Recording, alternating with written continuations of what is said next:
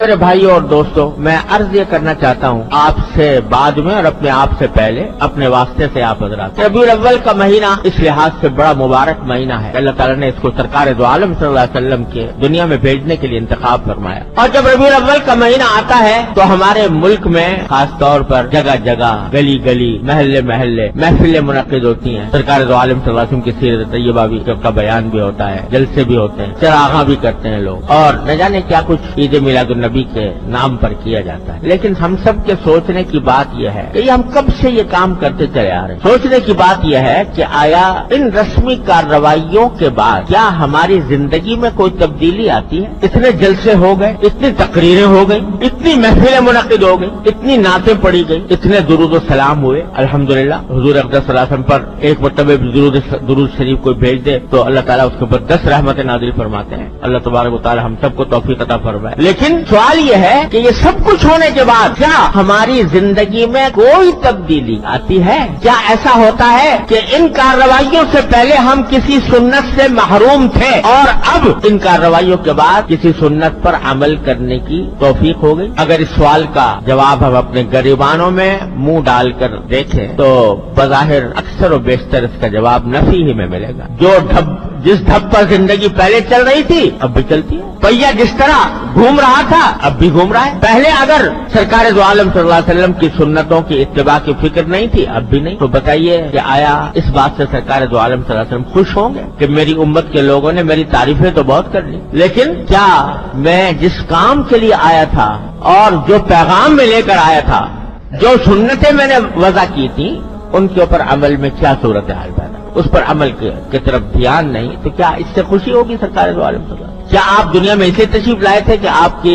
تعریف میں قصیدے پڑھے جائیں؟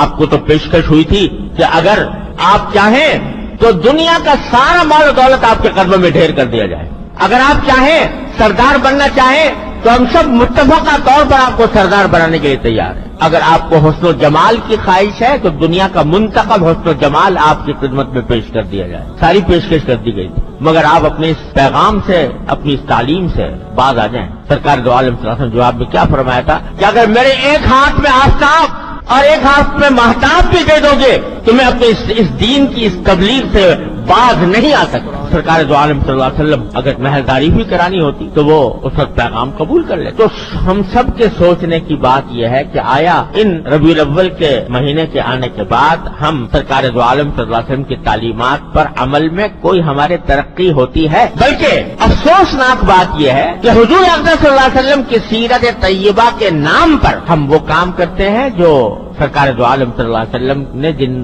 کی ممانعت فرمائی، جو ناجائز قرار دیے، جو شریعت میں ناجائز۔ سیرت النبی کا جلسہ ہو رہا ہے اور اس کے اندر نمازیں فوت ہو رہی، اس کے انتظام میں، جلسے کے انتظام میں، جلوس کے انتظام میں نمازیں جا رہی ہیں۔ وہ نماز جو بستر مرگ پر بھی معاف نہیں ہے، وہ نماز چھوٹ رہی ہے، جماعت چھوٹ رہی ہے۔ اور آج اب تو یہ ہونے لگا ہے کہ مخلوط مرد و عورت کی ملی جلی نشستیں سیرت النبی کے نام پر، مرد بھی ہیں اور عورتیں بھی بے پردہ بناؤ سنگار کر کے اس محفل میں موجود ہیں، جس کو مٹانے کے لیے سرکار دو عالم صلی اللہ علیہ وسلم تشریف لائے تھے، وہ حضور کے نام پر ہو۔ اور اب تو نعتیں، حضور اقدس صلی اللہ علیہ وسلم کی نعت اتنی زبردست فضیلت کی چیز ہے، سرکار دو عالم صلی اللہ علیہ وسلم کا ذکر مبارک، وہ نعت پڑھی جا رہی ہے اور موسیقی کے ساتھ پڑھی جا رہی ہے۔ جس موسیقی کے آلات کو آپ کو فرمایا آپ نے کہ میں ان کو مٹانے کے لیے آیا ہوں، وہ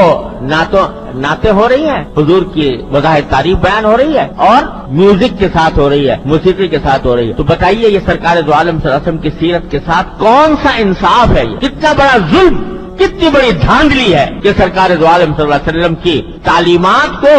پامال کر کے کہا جائے کہ ہم سرکار دو عالم صلی اللہ علیہ وسلم کی سیرت بیان کر رہے ہیں یا آپ کی نعت بیان کر رہے ہیں۔ میرے بھائی اور دوستوں، ربیع الاول کا پیغام یہ ہے کہ